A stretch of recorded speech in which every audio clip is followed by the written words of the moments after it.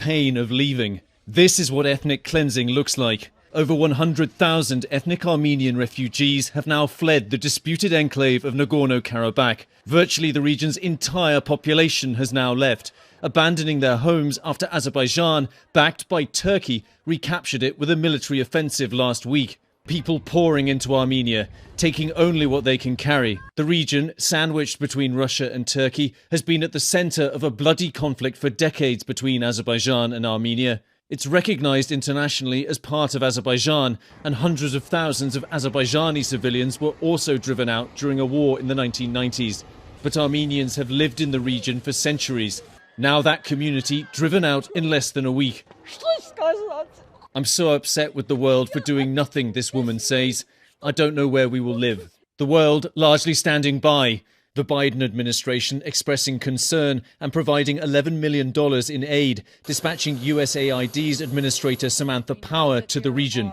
A UN mission today also arriving in Nagorno-Karabakh to assess humanitarian needs. But local officials saying they're too late.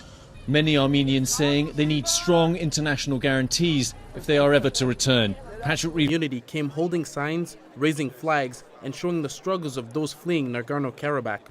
More so the feeling of helplessness, because we could only do so much. And just wondering where humanity truly is. An exodus of more than 100,000 ethnic Armenians began when Azerbaijan's military took over the breakaway region nearly 2 weeks ago, after a months-long blockade. It's very dire. It's been 9 months. They've been bombed, blockaded. Now they've fled their homes. The lives of some spent in the shadows of this decades-old conflict. The lives of others just beginning and forever changed by it. Thousands of ethnic Armenians have been pouring across the border from Azerbaijan after Azeri forces seized control of their home, the breakaway region of Nagorno-Karabakh.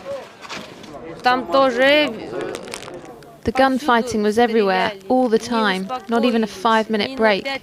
We could not leave the basement because it was too dangerous. We could have died at any moment. They're safe now, in shelters provided by the Armenian government. But many say they're unlikely to ever return.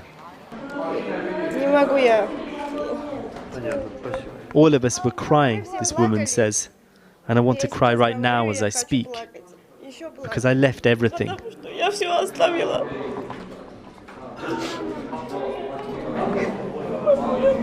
The Azeri military launched what it labelled a counter-terrorist offensive last week, quickly overpowering separatists who had controlled the region since Armenia and Azerbaijan first fought a war over it 3 decades ago. Flames engulf former Azeri homes. During that original conflict, thousands of Azerbaijani residents of Nagorno-Karabakh and the surrounding areas were forced out as Armenian forces gained the upper hand. Now ethnic Armenians fear they'll be targeted by Azeri authorities. Russian peacekeepers in place since the second Nagorno-Karabakh war in 2020 have been helping evacuate residents.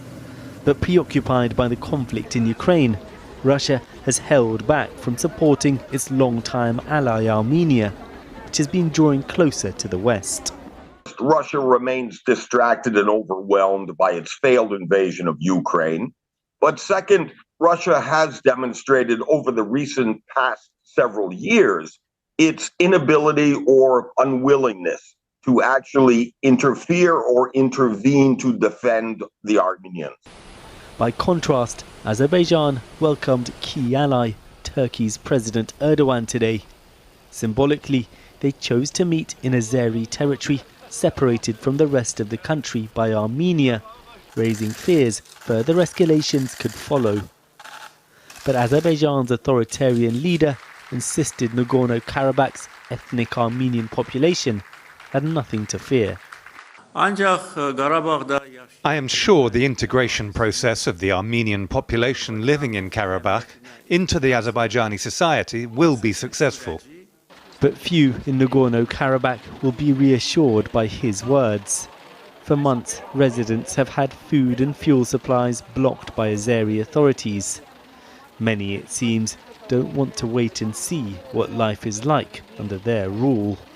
I don't know, maybe this is my last video from the Stepanak at my city where I raised, Gayan sent us this video from Nagorno-Karabakh's capital. They forced us to leave our city, and now people, it's just chaos, people are leaving. We don't know where we know that we're going to Armenia, but it's not okay to leave your